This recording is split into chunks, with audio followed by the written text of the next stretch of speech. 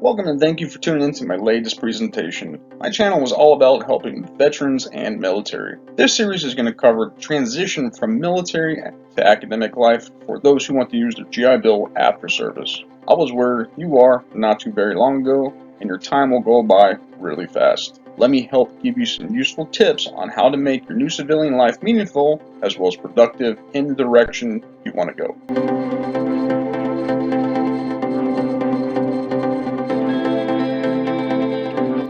So, you're finally out of the military.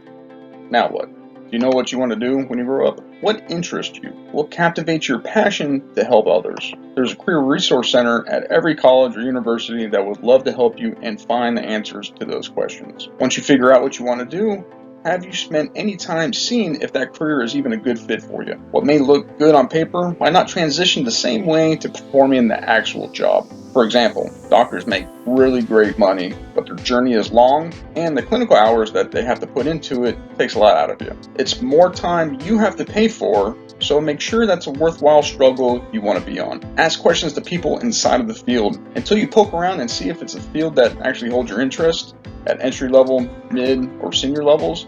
And is this even a career that you really want to do for the rest of your life? As everyone is aware, your success is dependent on the effort you put in. You are the single most decisive reason to successfully get through your degree. From the time you get up in the morning till the time you go to bed, all depends on you.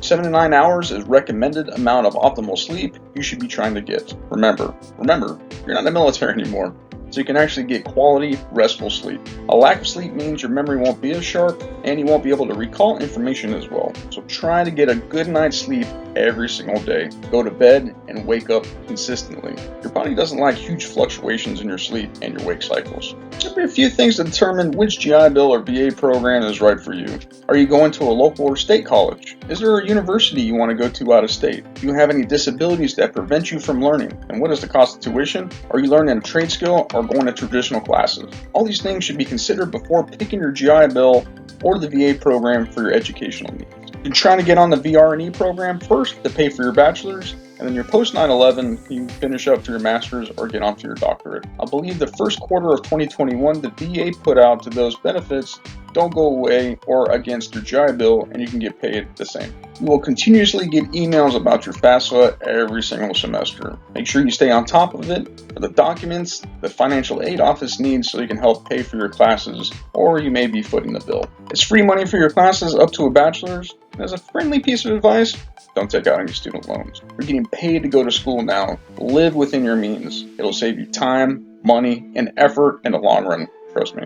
Manage your GI Bill money and plan your finances each month. Make sure you cover rent, utilities, food, car insurance, your phone, and maybe that Starbucks addiction that many college students get. After deciding your degree path and the route that you take, you should be planning out a little bit more how you're going to get there. The higher the class number will require more effort, so be aware not to take too many higher level classes in one semester. For example, a 2000 level class is harder than a 1000 level class. Some classes will be easier than others, so don't load up on too many sciences, math, or history classes if you're not really good at them. Capitalize on your strengths and work on your weaknesses. There are free labs at the college or university to help you on campus, so use that to your advantage. If you plan on moving to pursue your bachelor's, then what are the prerequisites for that program? After completing your 2-year college degree requirements, there may be a need for more classes before you can continue on to a university or your bachelor's.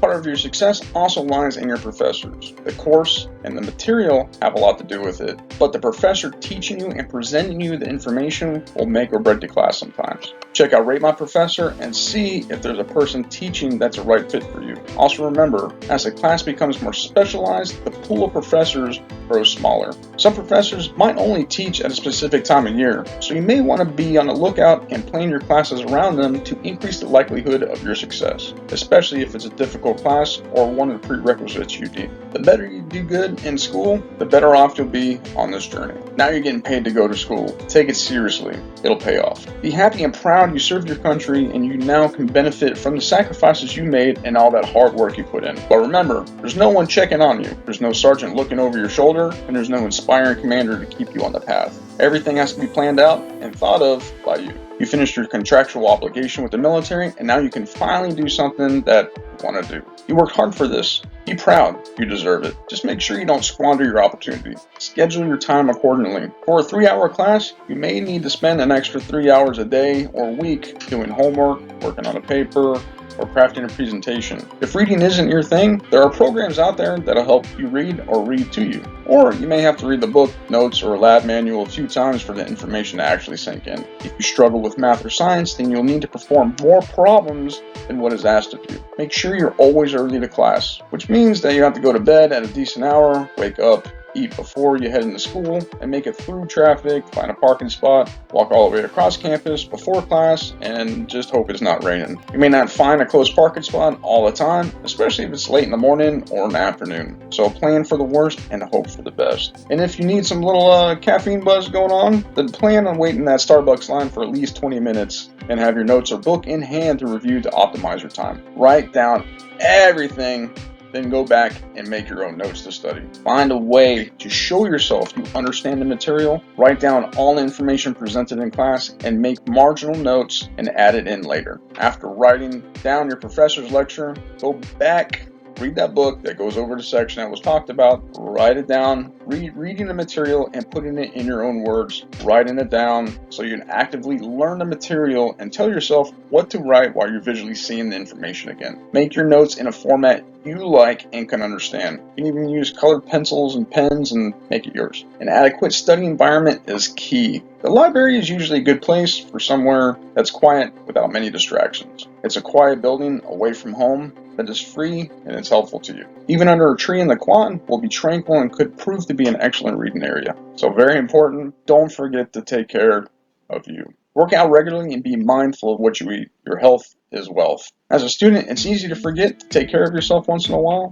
So just like in the military, have a plan to work out at a specific time that encompasses resistance and cardiovascular training. Both these components will help not only take care of your body, but your mind as well. There is so much research out now that shows that exercise helps out with memory retention and alleviates depressive symptoms, which a lot of veterans have. Help yourself by working out. Keeping up with your body means maintaining your mind. So 2 programs that helped me immensely through school is Khan Academy and Grammarly. Khan Academy helped me learn the core classes better when I didn't have a tutor, and I could replay them over and over and over again until the information sunk in. So, little fun fact about me, my writing skills aren't really up to par, are the greatest thing, So I've been using Grammarly for years, and I know it can help you too. It's an excellent tool to help get better marks on your papers and correct a lot of things that you don't know that you're making. So both of these are free, and Grammarly has a premium side, although the basic plan usually takes care of a lot of the little syntax already. Try reading your papers out loud a few times after you write them to see how it sounds. If you can't read it and it doesn't sound smooth to roll off the tongue, then your professor probably can't read it either and you won't get that high of marks. So it's easier just to reread the paper for a higher grade, and then I promise it'll help out.